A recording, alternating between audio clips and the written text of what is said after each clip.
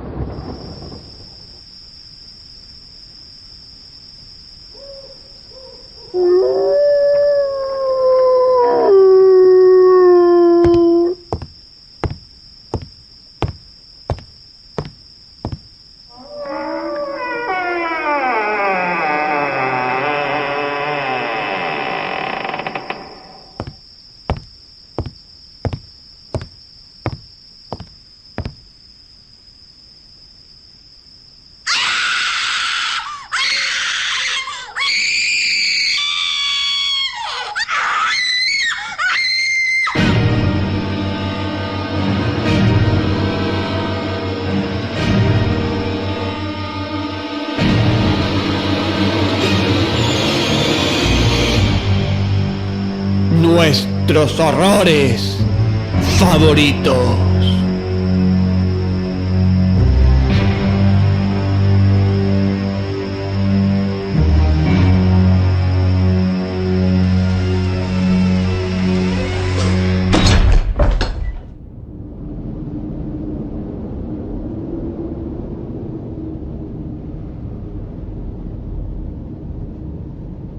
Buenas noches, hordas del horror, terror y nada más. Sed bienvenidos a vuestro programa favorito para pasarlo de miedo con miedo, para descubrir lugares increíbles y estremecedores, para conocer criaturas diabólicas, para poneros en las carnes de personajes angustiados, aterrorizados o turbados por los fenómenos o situaciones que les suceden en cada una de nuestras espeluznantes historias. Sed bienvenidos a un nuevo programa de nuestros horrores favoritos.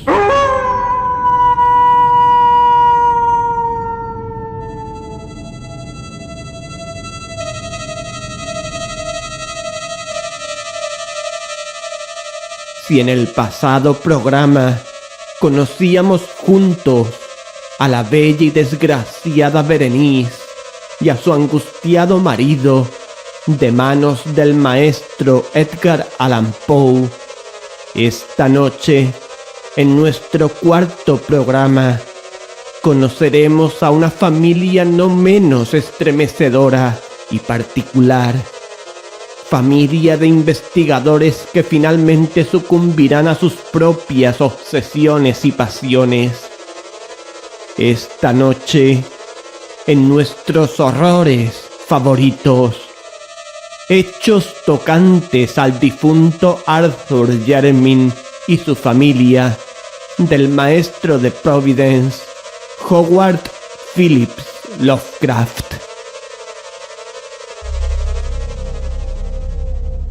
Hechos tocantes al difunto Arthur Jermyn y su familia fue escrito por Lovecraft y publicado por primera vez en los meses de marzo y junio de 1921 en The Wolverine. Posteriormente aparecería publicado en la famosa revista Pulp Weird Tales con el nombre de White Ape, el simio blanco, siendo más tarde publicado simplemente como Arthur Jermyn. En este fantástico cuento, el maestro Lovecraft, haciendo gala de su talento y sus amplios conocimientos de todo tipo, lleva la acción de su cuento de horror al mismísimo Congo. La historia comienza con un trágico suceso, la extraña muerte del personaje que da nombre al cuento, Arthur Jermyn. Porque él mismo se ha bañado en gasolina y se ha prendido fuego. Esta incógnita nos inquieta y nos anima a querer saber más sobre este personaje y su destino en los primeros pasajes de este relato. A partir de aquí, conoceremos la tenebrosa y particular historia de la familia Jermyn, desde Sir Wade Jermyn, el más antiguo de los Jermyn, pasando por Philip Jermyn, Robert Jermyn, Neville Jermyn, Alfred Jermyn y finalmente Arthur Jermyn. A través de este viaje por la vida de los Jermyn, sentiremos el horror, la aventura o la locura, y descubriremos el oscuro secreto que los persigue como la mayor de las maldiciones.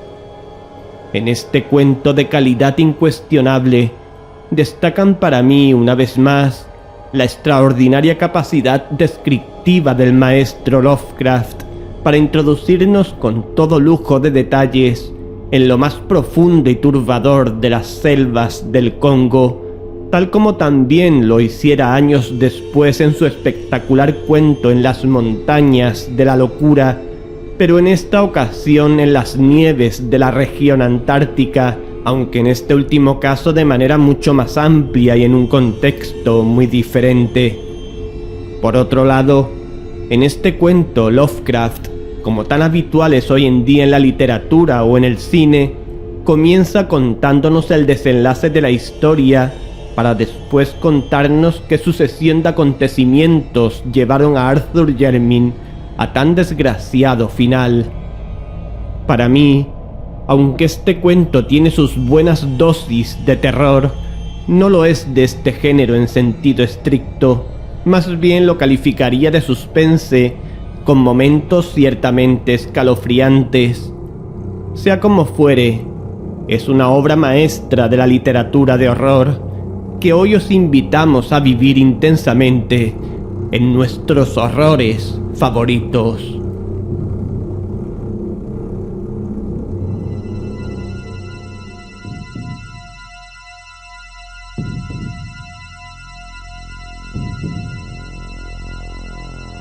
Y ahora sí, el momento esperado por todos los oyentes, el que nos permitirá vivir esta historia horripilantemente genial, ha llegado.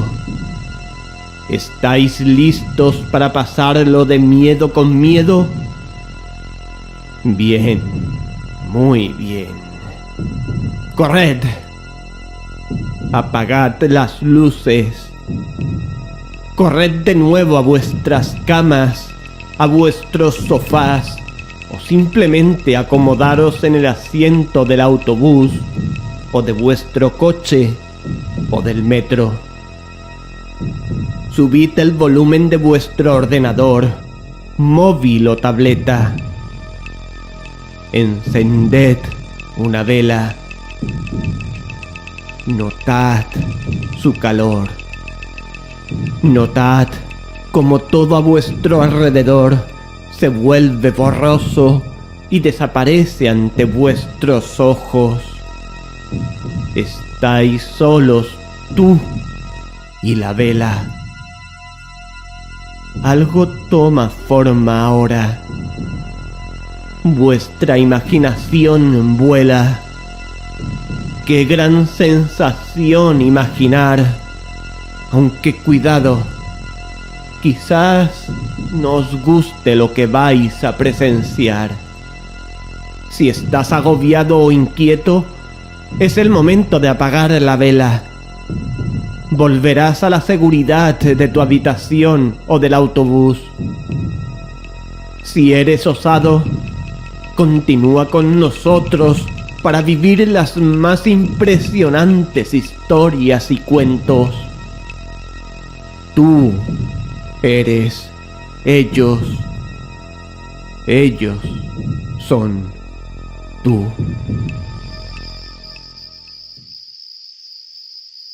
Nos acercamos a una enorme casa. Es de noche y todo está en silencio. Esa construcción no parece de nuestros tiempos.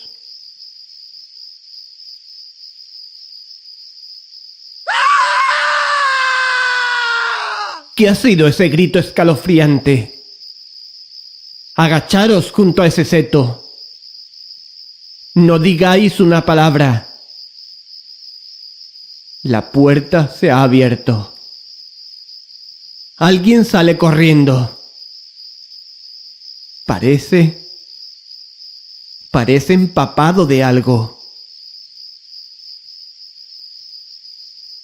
Es como si fuera... ¡No, no, no, no, no! Ahora eres él.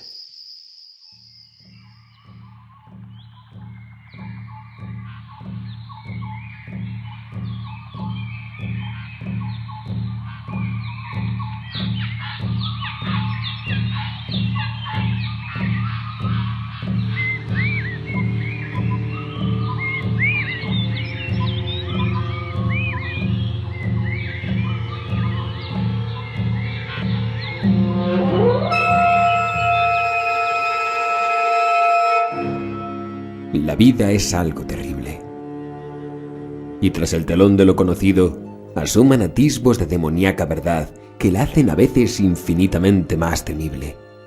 La ciencia, ya opresiva de por sí, con sus estremecedoras revelaciones, puede resultar quizás el definitivo exterminador de las especies humanas. Sí, varias especies somos, ya que sus reservorios de inesperados horrores no podrían ser soportados por los humanos cerebros en caso de desencadenarse sobre la Tierra. De saber lo que somos, podríamos hacer lo mismo que Sir Arthur Jeremin. Y Arthur Jeremin se empapó en gasolina y prendió fuego a sus ropas una noche.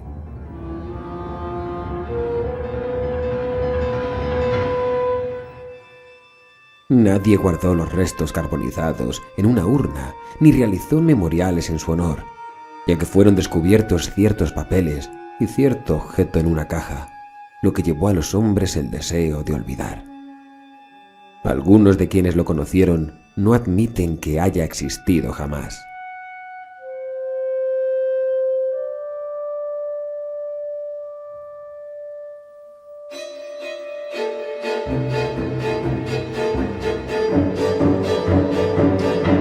Arthur Jeremin salió al páramo y se prendió fuego tras ver el objeto en la caja que había llegado de África. Fue ese objeto, y no su peculiar apariencia personal, lo que lo llevó a quitarse la vida. A muchos les hubiera disgustado poseer las peculiares facciones de Arthur Jeremin, aunque él fue un poeta y un erudito, y nunca paró en esas mientes. Llevaba la erudición en la sangre, ya que su bisabuelo, Sir Robert Jeremin, baronet, fue un reputado antropólogo, y su tatarabuelo, Sir Wade Jeremin, uno de los primeros exploradores de la zona del Congo, habiendo escrito tratados sobre sus tribus, animales y supuestas reliquias. De hecho, el viejo Sir Wade había estado dotado de un celo intelectual que degeneró casi en manía.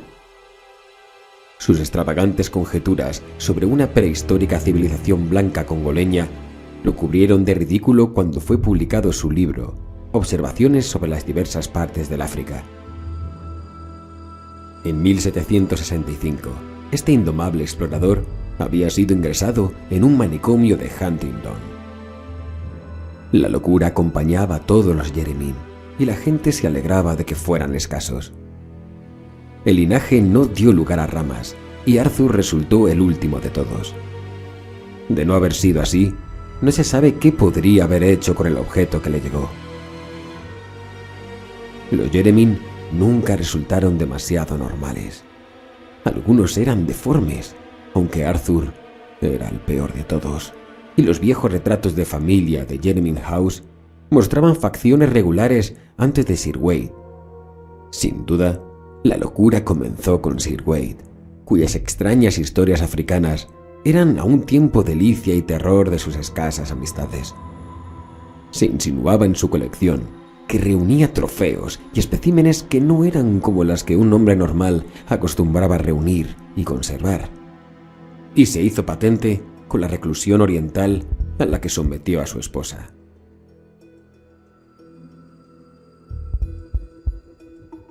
Esta última, según él mismo contaba, era hija de un traficante portugués que había encontrado en África y no gustaba del estilo de vida inglés. Ella, con un retoño nacido en África, lo había acompañado de vuelta al segundo y más largo de sus viajes, y había partido con él en el tercero y último, esta vez para no volver.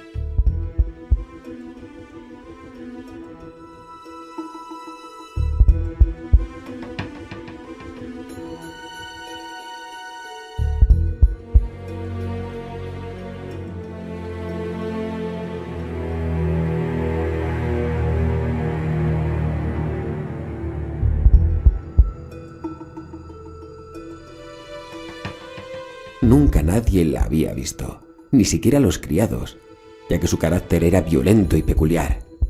Durante su breve estancia en Jermyn House, ocupó un ala apartada y había sido exclusivamente atendida por su esposo.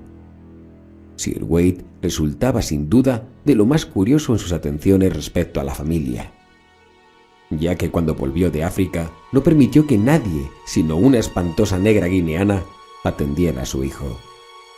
De vuelta, tras la muerte de la señora Jermyn, asumió por completo el cuidado de su hijo.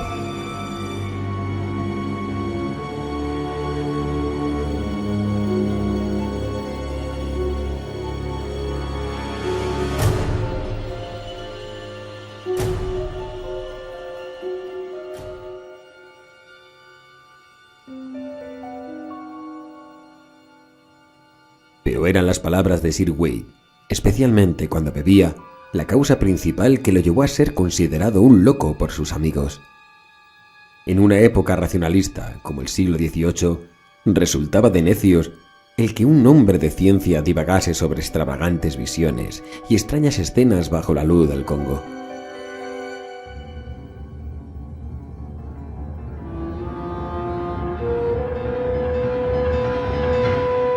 Sobre gigantescas murallas y columnas de una ciudad perdida, desmoronadas y cubiertas de lianas, y sobre peldaños de piedra, húmedos, silenciosos, descendiendo sin fin hacia la oscuridad de abismales criptas, repletas de tesoros e inconcebibles catacumbas. Especialmente insensato resultaba el desvarío sobre los seres vivos que pudiera haber habitado tal sitio.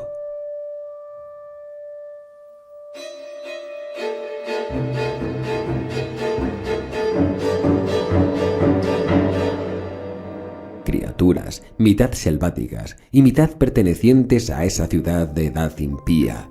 Criaturas fabulosas como el propio Plinio hubiera mencionado con escepticismo. Seres que pudieran haber nacido luego que los grandes monos asolaran la moribunda ciudad de las murallas y las columnas, las bóvedas y las extrañas tallas.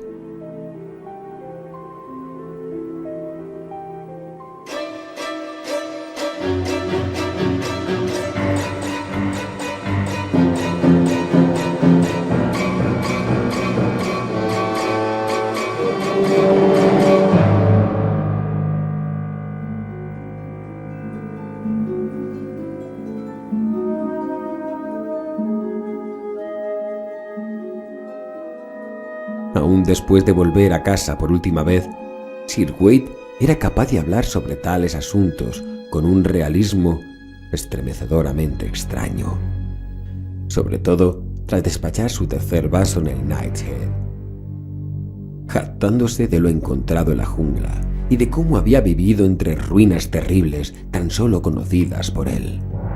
Y por último, contaba acerca de aquellos seres vivos en una forma que provocó su ingreso en el manicomio.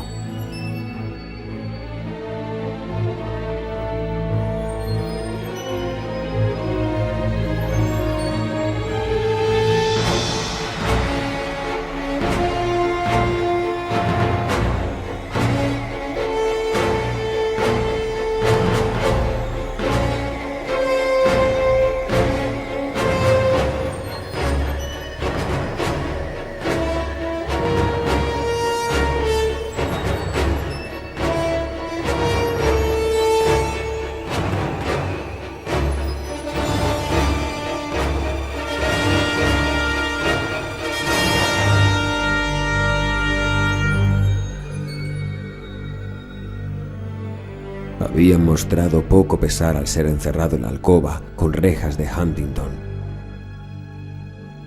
ya que su mente funcionaba de singular manera.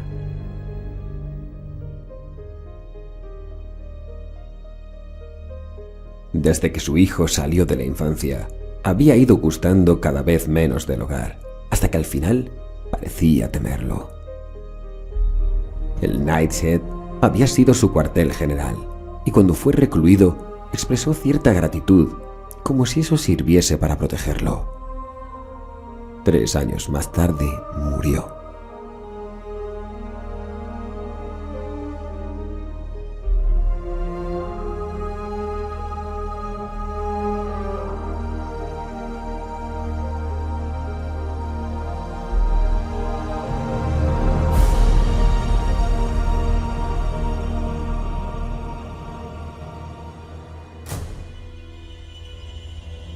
El hijo de Wade Jeremy, Philip, resultó un personaje de lo más peculiar. A pesar del gran parecido físico con su padre, su apariencia y comportamientos resultaban en multitud de facetas tan groseros que acabó siendo rehuido por todos. Aunque no heredó la locura que tantos temían, era verdaderamente estúpido y dado a cortos lapsos de violencia incontenible. Era frágil de cuerpo, pero muy fuerte y dotado de increíble agilidad.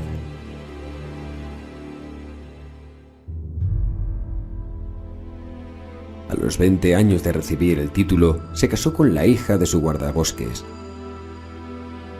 alguien de quien se decía tenía sangre gitana, pero antes de nacer su hijo se enroló en la armada como marinero raso, completando el disgusto general que sus hábitos y casorio habían comenzado.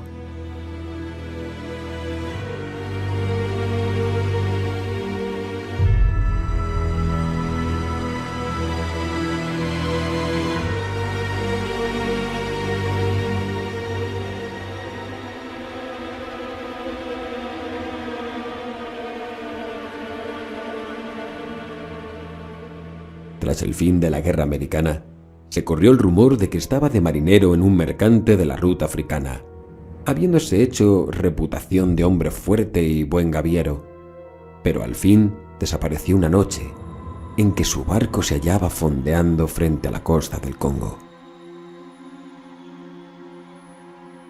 La ahora aceptada característica familiar tuvo un giro extraño fatal en el hijo de Sir Philip Jeremy. Alto y apuesto, con una especie de exótica gracia oriental. A pesar de una ligera desproporción, Robert Jeremy comenzó su vida como un estudioso e investigador. Fue el primero en estudiar científicamente la gran colección de restos que su loco abuelo había recogido en África, y el que hizo del nombre familiar algo tan reputado en etnología como en exploración.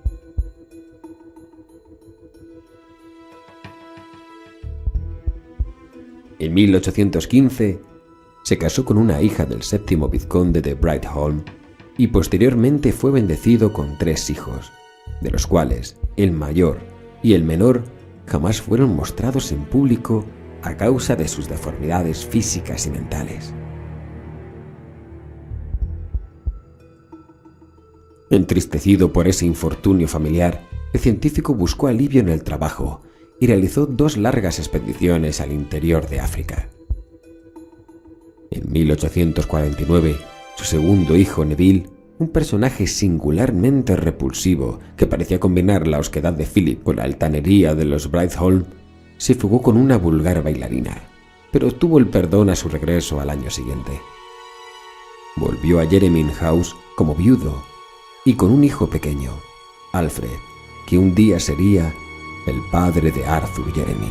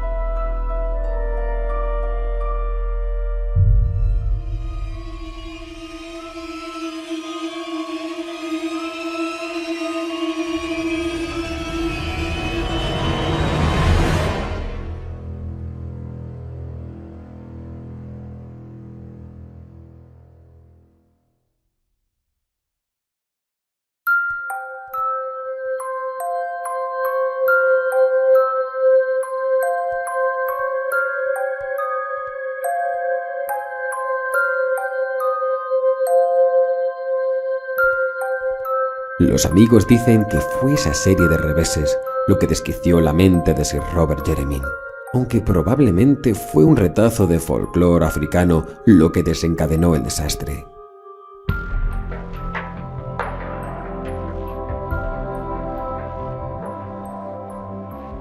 El envejecido erudito había estado recopilando leyendas de tribus Songa, cerca de donde él y su abuelo habían llevado a cabo sus exploraciones, esperando corroborar, de algún modo, los extravagantes informes de Sir Wade acerca de una ciudad perdida, habitada por extrañas criaturas híbridas.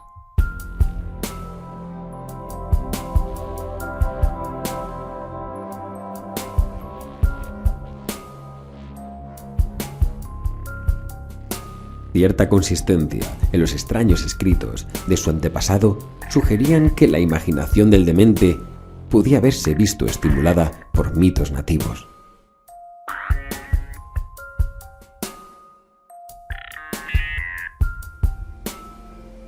El 19 de octubre de 1852, el explorador Samuel Seaton se presentó en Jeremy House con un manuscrito de notas recogidas entre los Ongas, creyendo que cierta leyenda sobre una ciudad gris de monos blancos regidos por un dios blanco podía interesar al etnólogo. Durante su conversación suministró sin duda detalles adicionales, pero tales nunca pudieron ser reconocidos, ya que una espantosa serie de tragedias se desencadenó de repente. Cuando Sir Robert Jeremy salió de su biblioteca, dejaba atrás el cadáver estrangulado del explorador, y antes de que nadie pudiera detenerlo, había dado muerte a sus 3 hijos, los 2 que nunca nadie viera y aquel que se fugó. Neville Jeremy murió logrando preservar la vida de su propio hijo de 2 años, que aparentemente entraba en el plan del asesinato del enloquecido anciano.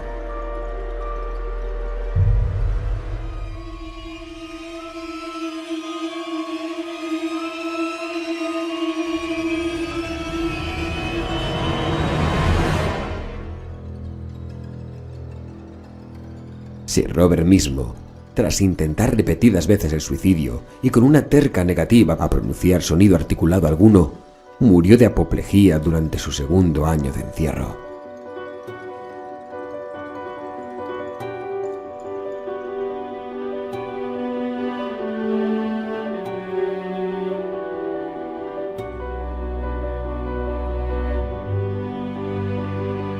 Sir Alfred fue baronet antes de cumplir 4 años, aunque sus inclinaciones nunca dieron lustre al título. A los 20 se había unido a una banda de artistas de cabaret, y a los 36 abandonó mujer e hijos para viajar en compañía de un circo ambulante americano.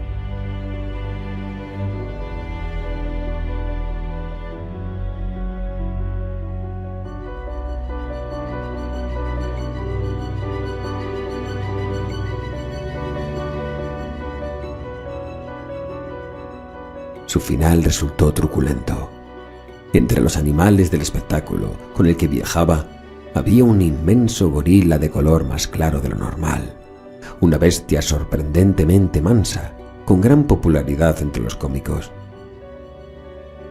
Alfred Jeremy se sentía singularmente fascinado por tal gorila, y en multitud de ocasiones se miraban el uno al otro a través de las barras interpuestas durante largos periodos de tiempo.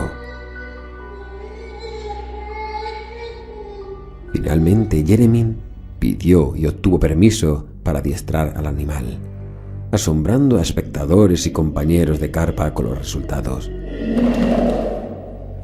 Una mañana en Chicago, mientras Alfred y el gorila ensayaban un combate verdaderamente inteligente de boxeo, el segundo propinó al primero un golpe más fuerte de lo debido, lastimando la integridad y la dignidad del domador aficionado. De lo que aconteció, el personal del mayor espectáculo del mundo no gusta hablar.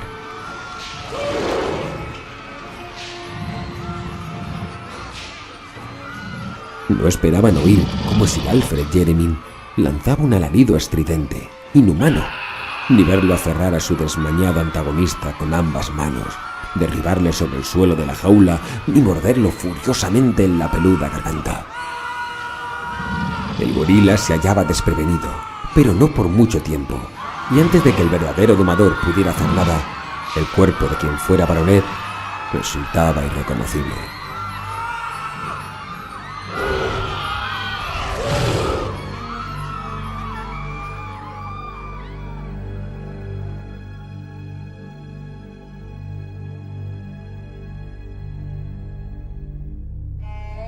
Arthur Jermyn era hijo de Sir Alfred Jermyn y una cantante de cabaret de antecedentes desconocidos.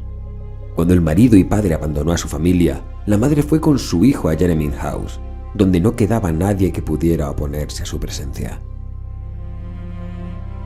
No carecía de nociones acerca de lo que debe ser la dignidad de un noble y procuró que su hijo gozara de la mejor educación que un peculio limitado podría proporcionar.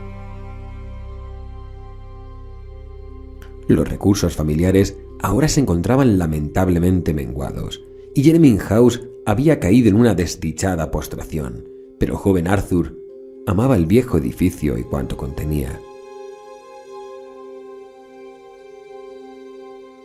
En contra de otros Jermyn precedentes, era un poeta y un soñador. Algunas familias vecinas que habían oído hablar de Sir Way Jermyn y su invisible esposa afirmaban que en él se manifestaba la sangre latina, pero la mayoría se limitaba a sonreír con desdén ante su sentido de la belleza, atribuyéndola a su madre artista, socialmente rechazada. La delicadeza poética de Arthur Jermyn era lo más destacable, debido a su tosco aspecto personal.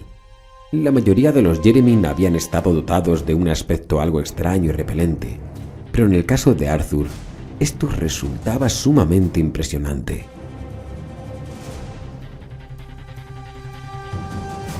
Resultaba difícil describir su aspecto, pero su expresión, el ángulo facial y la longitud de brazos provocaban un escalofrío de repulsa en aquellos que se topaban por primera vez con él.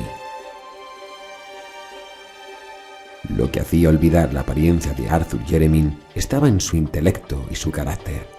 Culto y talentoso, había logrado los más altos honores en Oxford y parecía capaz de restaurar la fama intelectual de su familia. Aunque su temperamento era más poético que científico, pensaba proseguir el trabajo de sus antepasados sobre etnología y antigüedades africanas, utilizando la verdaderamente maravillosa colección de Sir Way.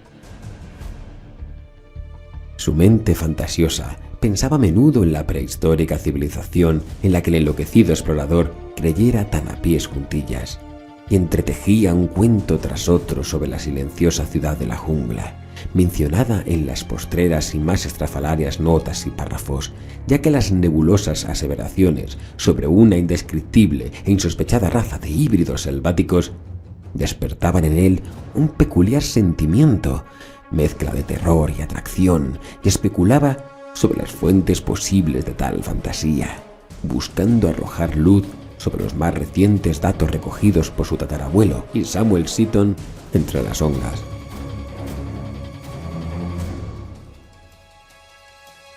En 1911, tras la muerte de su madre, Sir Arthur Jermyn decidió continuar sus investigaciones sobre el terreno.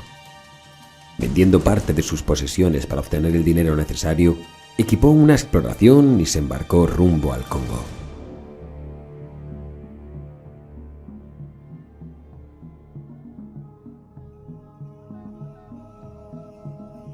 Contratando con las autoridades belgas un equipo de guías, pasó un año en territorio Onga y Kaliri, logrando datos que sobrepasaban cualquier esperanza.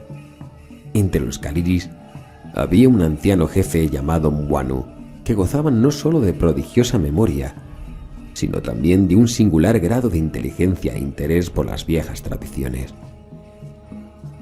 Este anciano confirmó cada relato oído por Jermyn, añadiendo narraciones propias acerca de la ciudad de piedra y los monos blancos, tal como le fuera narrado. Según Mwanu, la ciudad gris y las criaturas híbridas ya no existían, habiendo sido exterminadas por los belicosos Bangus hacía muchos años. Esta tribu, tras destruir la mayoría de los edificios y matar a todo ser viviente, se había llevado la diosa momificada que fuera el objetivo de su incursión. Diosa mono blanca, que los extraños seres adoraban y que, según la tradición congoleña, era el cuerpo de quien reinaba como princesa entre tales seres. ¿Qué habían sido exactamente las simiescas criaturas blancas? Wanu no sabía decir, pero pensaba que fueron los constructores de la ciudad arruinada. Yeremin no pudo sacar conclusiones, ya que una indagación más profunda lo llevó a una leyenda sumamente pintoresca sobre la ciudad embalsamada.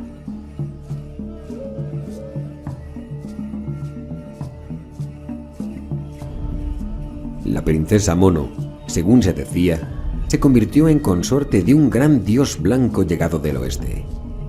Durante largo tiempo reinaron juntos sobre la ciudad, pero al tener un hijo, los tres se marcharon. Más tarde el dios y la princesa volvieron, y tras la muerte de esta, su divino esposo había momificado el cuerpo, encerrándolo en una inmensa mansión de piedra donde recibía adoración. Luego volvió a marcharse solo. A partir de aquí, la leyenda parecía presentar tres variantes.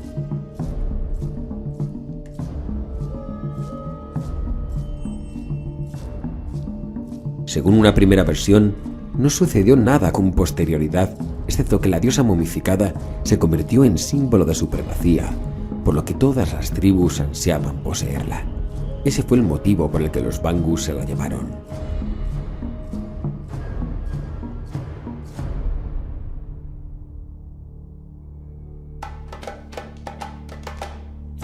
Una segunda historia habla del regreso del dios y de su muerte a los pies de su deificada esposa. La tercera relata el regreso del hijo, llegado a la madurez de mono de dios según, aunque desconocedor de su identidad. Sin duda, los imaginativos negros habían estirado cualesquiera sucesos que pudiera haber bajo la estrafalaria leyenda. Arthur Yeremin ya no albergaba dudas sobre la existencia de la ciudad selvática descrita por el viejo Sir Wade, y no sufrió una gran impresión cuando a principios de 1912 descubrió sus ruinas. Su tamaño había sido exagerado por los relatos, pero las piedras que quedaban probaban que no se trataban de un simple poblado negro.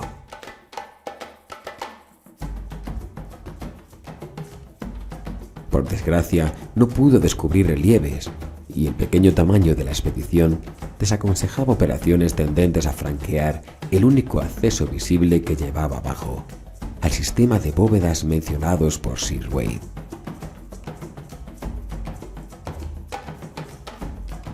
Se preguntó sobre los monos blancos y la diosa momificada a todos los jefes nativos de la región, pero hubo de ser un europeo quien probara la información suministrada por el viejo Wanu.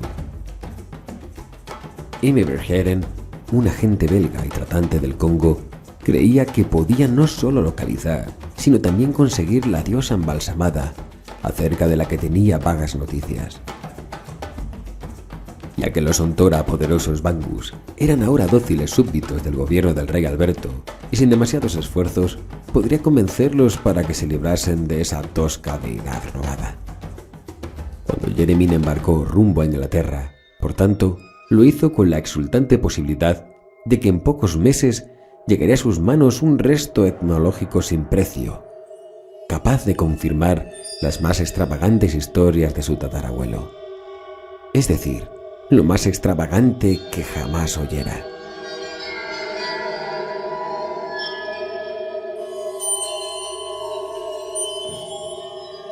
Los coterráneos próximos a Yeremin House quizás habían oído cuentos aún más extraños, transmitidos por antepasados que habían escuchado a Sir Wade sentados a las mesas del Knight's Head. Arthur Yeremin aguardó con gran paciencia la ansiada caja de M. Verheeren, estudiando entretanto con creciente diligencia los manuscritos legados por su enloquecido antepasado. Comenzaba a sentirse cada vez más afín a Sir Wade y a buscar reliquias tanto de la vida personal de éste en Inglaterra como de sus aventuras africanas. Los relatos orales sobre su esposa, misteriosa y recluida, habían sido abundantes, pero no quedaba ningún rastro de su estancia en Yeremin House. Jeremy se preguntaba la razón de tal hecho y llegó a la conclusión de que la fuente estaba en la locura de su esposo. De su tatarabuela decían que era hija de un mercader portugués de África. Sin duda, su estirpe pragmática y su conocimiento superficial del continente negro le habían llevado a burlarse de los relatos de Sir Wade sobre el interior, algo que un hombre así no lograría olvidar.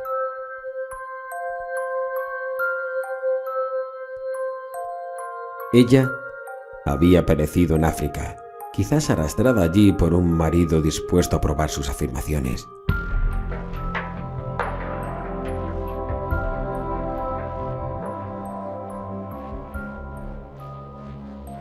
Pero al tiempo que se permitía tales elucubraciones, Jeremy no podía por menos que sonreírse ante su futilidad, siglo y medio después de la muerte de aquellos dos extraños antepasados suyos. En junio de 1913 llegó una carta de M. Verheeren notificando el hallazgo de la diosa momificada. Era, según el belga, un objeto de lo más extraordinario, algo bastante fuera de la capacidad de clasificación de un lego. Si era humano o simio, solo un científico podía dictaminarlo, y el proceso de dictamen se vería estorbado en gran modo por el mal estado de conservación. El paso del tiempo y el clima del Congo no resultaban idóneos para las momias, especialmente si su preparación era cosa de aficionados, como parecía ser el caso.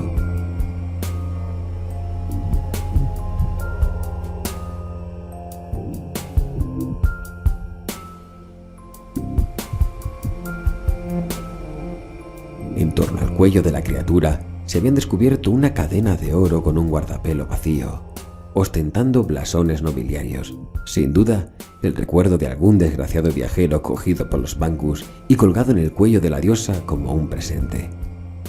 Respecto a las facciones de la momia, M. Verheeren sugería una pintoresca comparación, o mejor expresaba un humorístico asombro acerca de lo impresionante que resultaría su corresponsal, pero mostraba demasiado interés científico como para gastar mucha palabrería en livianidades.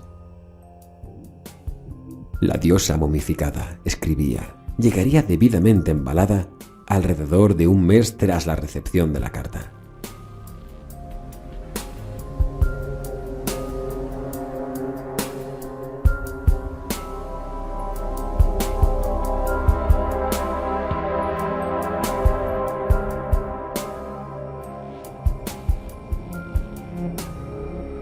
La caja fue recibida en Jeremy House en la tarde del 3 de agosto de 1913, siendo inmediatamente transportada a la gran estancia que albergaba la colección de curiosidades africanas, tal y como decidieran Sir Robert y Arthur.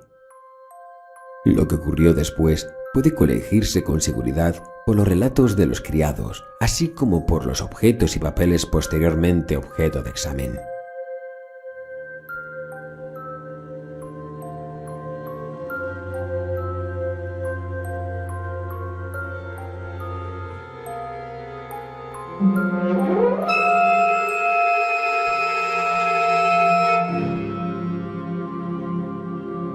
De las diferentes narraciones, la del anciano Soames, la del mayordomo de la familia, resultaba la más amplia y coherente. Según este hombre cabal, Sir Arthur Jeremy echó a todos de la sala antes de la apertura de la caja, aunque el inmediato resonar del martillo y escoplo demostraban que no había retardado la operación. No se oyó nada durante cierto tiempo. Exactamente cuánto es algo que Soames no puede precisar, pero está convencido de que menos de un cuarto de hora más tarde se escuchó un grito horrible, procedente sin duda de Jeremy.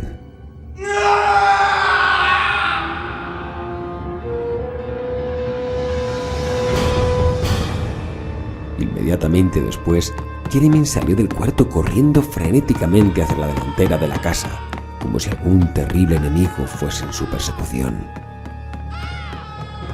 La expresión de su rostro, una cara ya de por sí bastante fea, resultaba indescriptible. Cerca ya de la puerta principal, pareció caer en la cuenta de algo y dio un giro a su huida, desapareciendo finalmente escaleras abajo en dirección al sótano.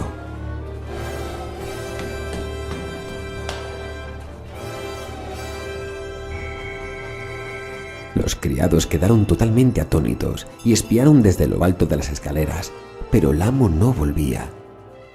Tras caer la noche, se escuchó un goteo en la puerta que iba del sótano al patio, y un mozo de cuadra vio a Arthur Jeremyn reluciendo de pies a cabeza por la gasolina derramada y apestando a tal líquido, escabullirse furtivamente hacia el exterior y desaparecer en el negro páramo que circundaba la casa. Entonces, en una exaltación de horror supremo, todos asistieron al final. Brotó una chispa en el páramo, se alzó una llamarada y una columna de fuego humano rozó los cielos.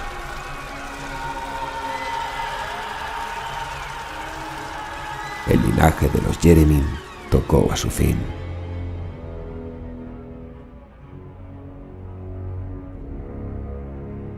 El motivo por el que los restos calcinados de Arthur Jeremyn no fueron recogidos y enterrados reside en lo hallado después, principalmente en el ser de la caja.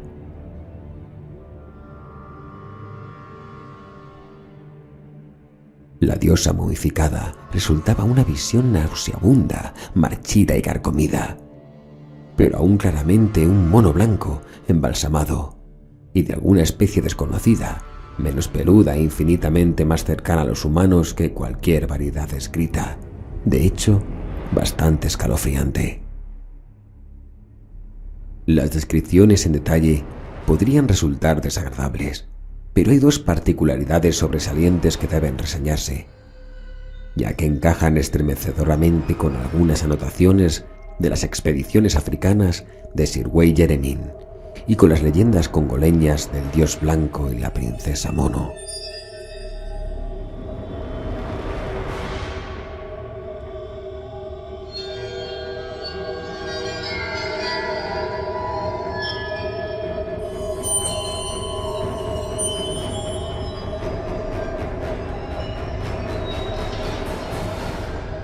Las dos particularidades en cuestión son estas. Las armas del guardapelo dorado del cuello del ser eran las de los Jeremyn,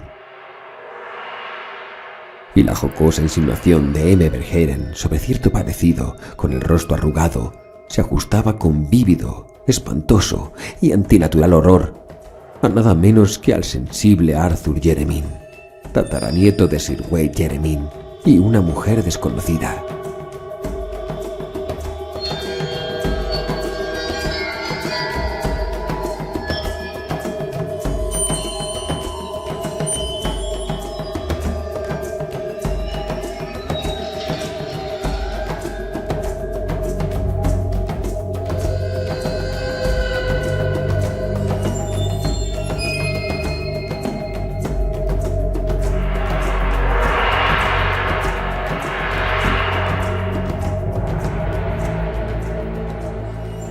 Los miembros del Real Instituto Antropológico quemaron al ser y arrojaron el guardapelo a un pozo. Y algunos niegan que Arthur Jeremyn haya jamás existido.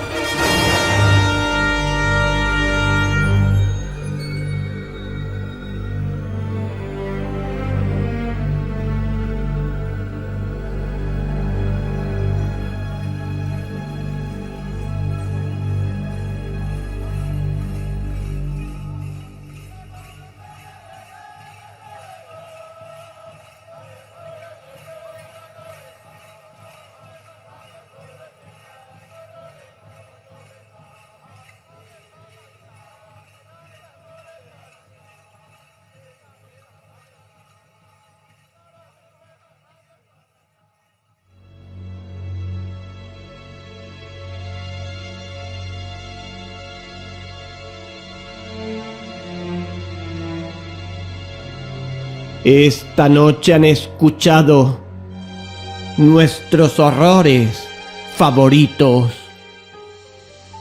Hoy, con el cuento Hechos tocantes al difunto Arthur Jermyn y su familia, escrito por Howard Phillips Lovecraft. En la interpretación hemos contado hoy con Miguel Ángel Pulido como el narrador. Montaje y masterización, Miguel Ángel Pulido. Nuestros horrores favoritos es un programa producido por Terror y nada más. Si te gusta pasarlo de miedo con miedo y te gustan los cuentos de terror, no dejes de visitarnos en nuestra web oficial www.terrorinadamas.com. También puedes visitarnos y comunicarte con nosotros en nuestras redes sociales, tales como Facebook, Twitter, Instagram y otros. También, si tienes sistema operativo Android en tu móvil o tableta, puedes instalarte nuestra aplicación oficial en dicho dispositivo para disfrutar de primera mano de todos nuestros contenidos. También comunicaros que en breve los usuarios de iPhone e iPad tendrán nuestros canales disponibles en iTunes y que también pueden acceder a nuestros contenidos a través de la aplicación oficial de iVoox, o en el caso de los contenidos audiovisuales, en la aplicación oficial de YouTube.